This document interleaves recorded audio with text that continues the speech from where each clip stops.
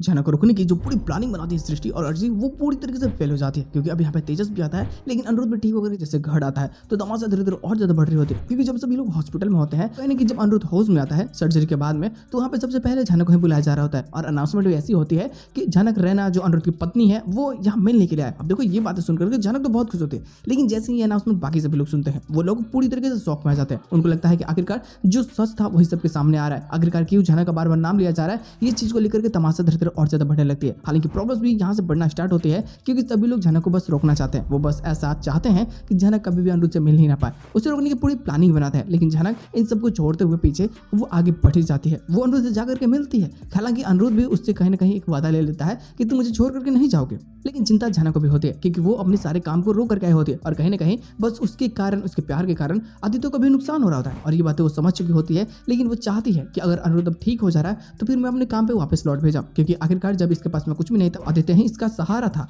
लेकिन अब अगर आदित्य का साथ बीच में छोड़ देती है तो चीजें वैसी नहीं रहेंगी जैसा था। ये कहीं ना कहीं अपने साथ साथ आदित्य का भी भरोसे को तोड़ेगी और बस यही कारण होता है कि यहाँ से झनक समझ जाती है। वो खैर आदित्य को समझा कहेंगे होते हैं, लेकिन जैसे ही अनिरुद्ध अब अंदर आते ही देख करके इस अपने दिल की बात को बताता है कि मैं तुमसे कितना प्यार करता हूँ, मैं तुम्हारे बिना रह नहीं सकता, अर्जी मेरे साथ में रहे या ना रहे मुझे कोई फर्क नहीं पड़ता, लेकिन तुम मेरे साथ हमेशा रहोगे, मुझसे वादा कर लो। झनक भी वादा कर ही देती है कि मैं ठीक है यहीं आपके पास ही रहूंगी। लेकिन जैसे अर्जी आती है तो उसके मन में भी सवाल यही होता है कि तुम किसी एक को ही चुनो, या तो तुम मुझे चुनो या फिर झनक को चुनो, क्योंकि साफ साफ बता देते हैं कि मुझे दुबई जाना है और मैं वापस नहीं आऊंगी। अगर तुम मुझे चुनते हो तो मैं यहीं रहूंगी, नहीं तो फिर मैं चले जाऊंगी। देखो अब उसके कहने के पीछे भी एक रीजन होता है ना, अब उसे दुबई तो जाना है लेकिन दुबई भी कुछ दिनों के लिए जाना है और जिस दिन में वो जाएगी उतने दिन तक झनक कहीं ना कहीं अनिरुद्ध के करीब आ भी सकती है। तो जिसका नहीं बातें बोल रही होती है, अनिरुद्ध यहाँ बोलता है कि बस मुझे नींद लग रही है और बस बहाना बना करके अर्ची को इग्नोर कर रहा होता है। और कहीं ना कहीं अर्ची तो घर वालों के पास वादा ले चुकी होती है ना कि भाई आप लोग साफ साफ मना कर दो झनक को कि वो अनिरुद्ध के पास में ना जाए, या फिर आप लोग खुद कोई प्लानिंग बनाओ शायद जो सब कुछ ठीक कर दे। अब यहाँ पे देखो अनिरुद्ध के डैड जो होता है वो तो हाँ में हाँ कर ही रहा होता है इसके, ये बाहर आती है और गुस्से में यहाँ से चली जाती है,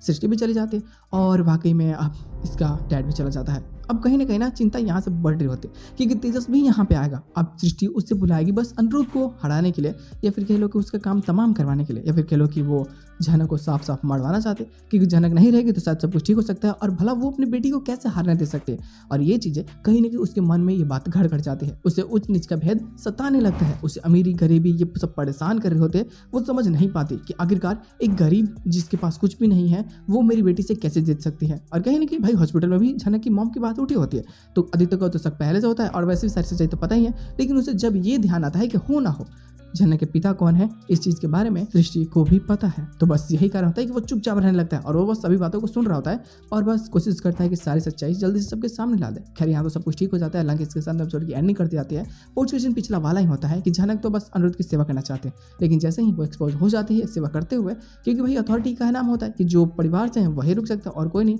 और उनमें भी कोई मात्र एक ही, जैसे कि ऑलरेडी पिछली बार झनक नर्स बन के गई थी तो वैसा यहाँ पे भी होता है, वो नर्स बन के ही जाती है। खैर पकड़ी जाती है, सभी के सामने सच्चाई आती है, तमाशा ज़्यादा बढ़ता है। लेकिन जैसे अनिरुद्ध डिस्चार्ज होकर के घर आता है तो बस पूजा पाठ दुर्गा पूजा में सभी चीज़ों में वो सिर्फ और सिर्फ झनक को ही मांग रहा होता है। खैर वो सभी का पैर पड़ रहा होता है, दुआ कर रहा होता है कि प्लीज़ मुझे झनक वापस लौटा दिया जाए, मैं झनक के साथ रहना चाहता हूँ, वो अकेला नहीं रहना चाहता। और यही कारण होता है कि कहीं ना कहीं उसकी मॉम का भी दिल पिघल जाता है। वो समझ जाती है कि अर्ची उसके बेटे से प्यार नहीं करती है, लेकिन यहाँ पे शुभ खुद को बचाने के लिए वो फिर से तमाशा करता है घर में। और कहीं ना कहीं वो तो जानता है कि भाई अब लालन को सारी सच्चाई पता चल चुकी है कि उसके डैड की मृत्यु कैसे हुई थी, किसके कारण हुई थी, तो बस ये बचाने के लिए पूरी प्लानिंग बनाता है और यहाँ से पूरी फैमिली को तोड़ने की भी एक अलग सी कहानी स्टार्ट होती है जो सच में काफ़ी मज़ेदार और काफ़ी बेहतरीन होने वाली है। हालांकि गुरु लोग इसके साथ एपिसोड की एंडिंग करती जाती है। बस माफ करना, आज का एपिसोड बस इतना ही होता है। अब देखो जो भी नई चीज़ देखने को मिलेगी ना वो हमें एक्स्ट्रा प्लॉट में ही देखने को मिलेगी, तो विस्तार से बातें होगी कि आने वाले प्लॉट में क्या चीज़ें होने वाली है।